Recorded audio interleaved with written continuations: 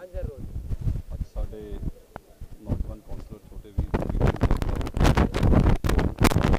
ਦੇ ਇਲਾਕਾ ਨਿਵਾਸੀਆਂ ਦੀ ਮੀਟਿੰਗ ਰੱਖੀ ਗਈ ਸੀ ਅਤੇ ਅੱਜ ਦੀ ਇਸ ਮੀਟਿੰਗ ਦੇ ਵਿੱਚ ਸਾਡੇ ਬਹੁਤ ਹੀ ਸਤਿਕਾਰਯੋਗ ਜਥੇਦਾਰ ਅਵਤਾਰ ਸਿੰਘ ਜੀ ਮੱਕੜ, ਹਰੀਸ਼ ਰਾਏ ਟਾਂਡਾ ਜੀ, ਬੀਬੀ ਦਿਆਲ ਜੀ, ਬੀਬੀ ਗਰੇਵਾਲ ਜੀ, ਹੋਰ ਸਾਰੇ ਹੀ ਅਕਾਲੀ ਦਲ ਦੇ, ਭਾਰਤੀ ਜਨਤਾ ਪਾਰਟੀ ਦੇ ਲੀਡਰ ਸਾਹਿਬਾਨ ਪਹੁੰਚੇ ਨੇ ਅਤੇ ਵੱਡੀ ਗਿਣਤੀ ਦੇ ਵਿੱਚ ਇਲਾਕਾ ਨਿਵਾਸੀ ਸਾਰੇ ਪਤਵੰਤੇ ਸੱਜਣ ਪਹੁੰਚੇ ਨੇ। ਸੋ ਮੈਂ ਪਿਛਲੇ ਤਕਰੀਬਨ 40-45 ਦਿਨਾਂ ਤੋਂ ਜਿਹੜੀ ਕੰਪੇਨਿੰਗ ਸ਼ੁਰੂ ਕੀਤੀ ਆ ਅਤੇ ਬਹੁਤ ਵੱਡਾ ਸਹਿਯੋਗ ਆ ਜਿਹੜਾ ਹਰ ਵਾਰਡ ਦੇ ਵਿੱਚੋਂ, ਹਰ ਇਲਾਕੇ ਦੇ ਵਿੱਚੋਂ ਜਿਹੜਾ ਮਿਲ ਰਿਹਾ, ਕਿਉਂਕਿ ਅੱਜ ਸਾਰੇ ਦੇਸ਼ ਵਾਸੀ ਇਹ ਚਾਹੁੰਦੇ ਨੇ ਕਿ ਦੇਸ਼ ਦੇ ਅੰਦਰ ਐਨਡੀਏ ਦੀ ਸਰਕਾਰ ਬਣੇ ਅਤੇ ਸ਼੍ਰੀ ਨਰਿੰਦਰ ਮੋਦੀ ਜੀ ਦੇਸ਼ ਦੇ ਪ੍ਰਧਾਨ ਮੰਤਰੀ ਬਣਨ ਅਤੇ ਨਰਿੰਦਰ ਮੋਦੀ ਜੀ ਦੇ ਨਾਮ ਦੀ ਜਿਹੜੀ ਇੱਕ ਲਹਿਰ ਚੱਲ ਰਹੀ ਆ ਪੂਰੇ ਦੇਸ਼ ਦੇ ਅੰਦਰ।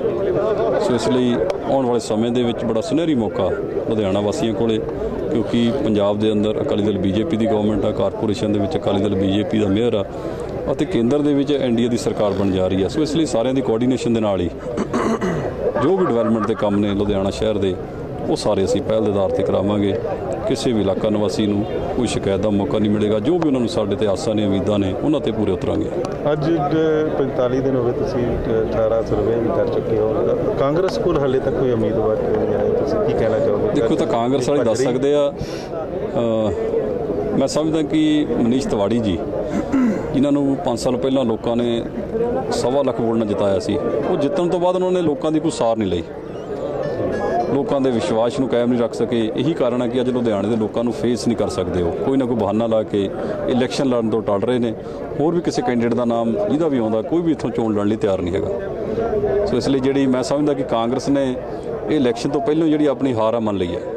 ਤੇ ਪ੍ਰਾਇੋਰਟੀ ਕੀ ਰਹੇਗੀ ਤੁਹਾਡੇ ਮੈਂਬਰ ਪਾਰਲੀਮੈਂਟ ਤੋਂ ਬਾਅਦ? ਪ੍ਰਾਇੋਰਟੀ ਤਾਂ ਮੈਂ ਪਹਿਲਾਂ ਹੀ ਦੱਸ ਕੇ ਹਟਿਆ ਕਿ ਬਹੁਤ ਚੈਲੰਜਸ ਨੇ ਸਾਡੇ ਸਾਹਮਣੇ। ਸਭ ਤੋਂ ਵੱਡੀ ਸਮੱਸਿਆ ਤਾਂ ਟ੍ਰੈਫਿਕ ਦੀ ਸਮੱਸਿਆ ਵਾ, ਅਤੇ ਉਸ ਤੋਂ ਬਿਨਾਂ ਬੁੱਢੇ ਨਾਲੇ ਦੀ ਬਹੁਤ ਵੱਡੀ ਸਮੱਸਿਆ, ਕਰਪਸ਼ਨ ਦੀ ਵੱਡੀ ਸਮੱਸਿਆ। ਇਹ ਸਾਰੀਆਂ ਜੋ ਸਮੱਸਿਆਵਾਂ ਨੇ, ਇਹਨਾਂ ਦਾ ਅਸੀਂ ਪਹਿਲ ਦੇ ਆਧਾਰ 'ਤੇ ਹੱਲ ਕਰਾਂਗੇ। ਠੀਕ ਹੈ ਜੀ।